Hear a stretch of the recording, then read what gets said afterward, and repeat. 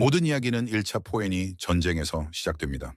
카르타고는 로마에게 치욕적인 패배를 당하고 시칠리아와 사르데냐를 빼앗겼습니다. 그리고 막대한 전쟁 배상금까지 물어야 했죠. 하지만 카르타고에는 한 사람이 있었습니다. 로마에 대한 복수심으로 불타오르던 사람, 바로 한니발 바르카. 전설에 따르면 어린 한니발은 아버지 하밀카르에게 맹세했습니다. 로마를 영원히 증오하겠다고 말이죠. 이 맹세는 한니발을 세계 역사에 남을 전설적인 인물로 만들었습니다.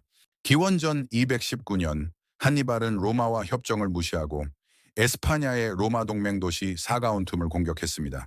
이는 로마에 대한 명백한 도발이었고 결국 2차 포엔이 전쟁의 불씨가 되었죠. 한니발은 로마를 기습하기 위해 가장 예상치 못한 경로를 선택했습니다. 바로 알프스 산맥을 넘어 이탈리아로 진격하는 것이었죠. 그의 군대는 9만 명의 보병, 12,000명의 기병, 그리고 약 40마리의 전투 코끼리로 구성되어 있었습니다. 그러나 이 경로는 지옥 그 자체였습니다. 병사들은 추위와 배고픔에 시달렸고 산악 부족들의 공격도 견뎌야 했습니다. 그럼에도 한니발은 포기하지 않았습니다. 그는 병사들에게 이렇게 외쳤다고 하죠. 우리가 갈 길은 길이 아니라 역사를 만들 것이다. 몇 주 후 살아남은 군대는 마침내 이탈리아 평원에 도착했습니다. 이 놀라운 행군은 당시 로마를 충격과 공포에 빠뜨렸습니다. 알프스를 넘어온 한니발은 로마군과의 첫 전투에서 강렬한 인상을 남겼습니다. 트레비아 강 전투에서 그는 추운 강물을 건너온 로마군을 매복 전략으로 섬멸하며 승리의 서막을 열었습니다. 기원전 217년 4월 한니발은 트라시메노 호수 전투에서 로마군을 좁은 협곡으로 유인해 완벽히 포위했습니다.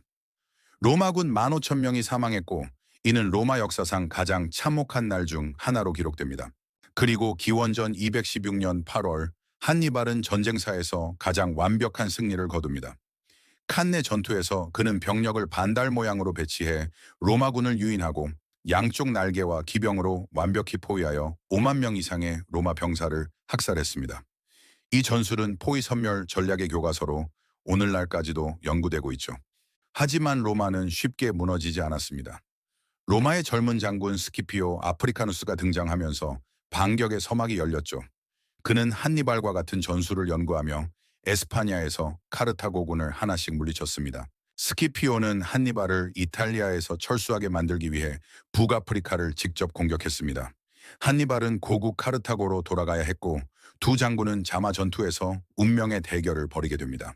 한니발은 마지막까지 최선을 다했지만 로마군의 새로운 전략에 밀리고 말았습니다. 특히 로마군은 코끼리 부대를 무력화시키는 데 성공했죠.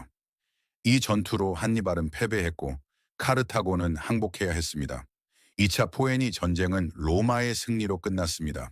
전쟁 후 한니발은 망명을 떠나며 카르타고를 떠나야 했습니다.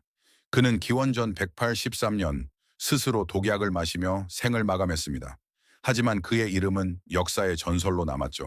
2차 포에니 전쟁은 로마를 지중해 세계의 주인으로 만들었고 카르타고는 더 이상 군사 대국이 될 수 없었습니다.